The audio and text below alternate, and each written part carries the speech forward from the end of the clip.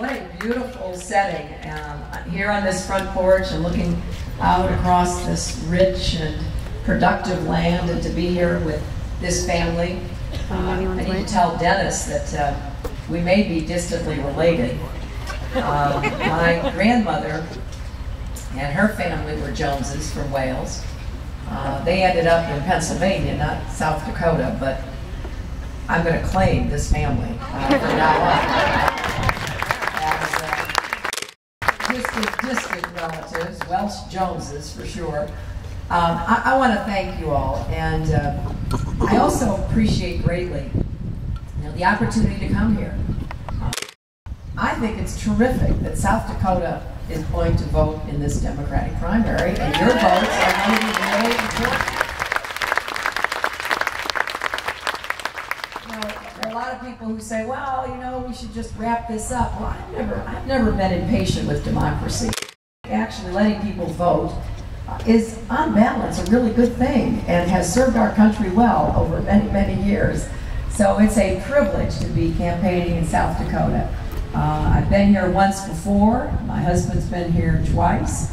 You're going to see a lot of us between now and June 3rd, and I hope to be able to earn your support as we go forward at the primary day.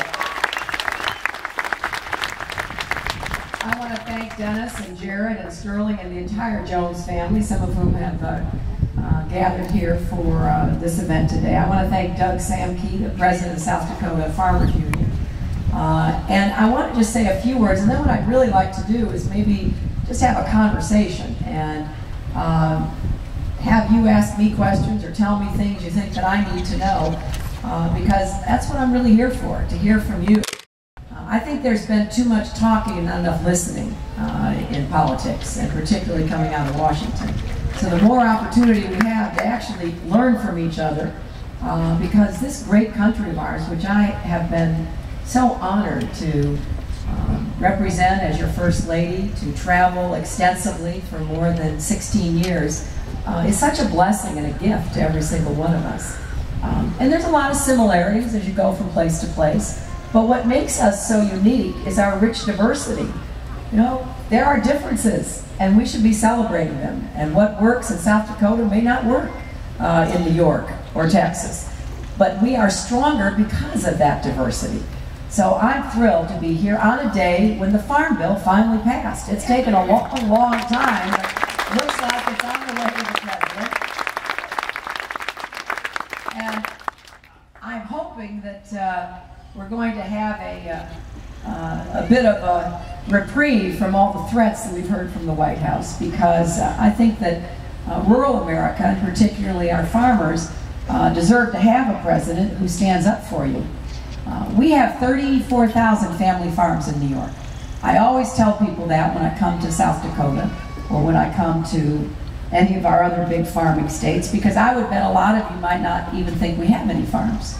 And I have to stand up for my farms, because these are people who've also been on the land for a long time. In fact, Dennis, we have some farms in New York that go back 10, 11, and 12 generations. They got their land from the British government. They got their land from the early American government, and we have families who've been on the same land for many years. It's mostly fruit and vegetables and dairy farms, some livestock and horticulture, and obviously a few other things depending upon what people are interested in. But it's been a privilege to represent my farmers and to work on their behalf on this farm bill, and on behalf of really focusing on what needs to be done for family farmers and what needs to be done for the rural communities that they are very often the backbone of. I know that Dennis and his family here grow 5 crops and raise a small herd of Angus cattle. So the debate that we've had over the farm bill is not abstract, it's real. It's like, what's going to happen next year, and how are we going to be able to plan for it?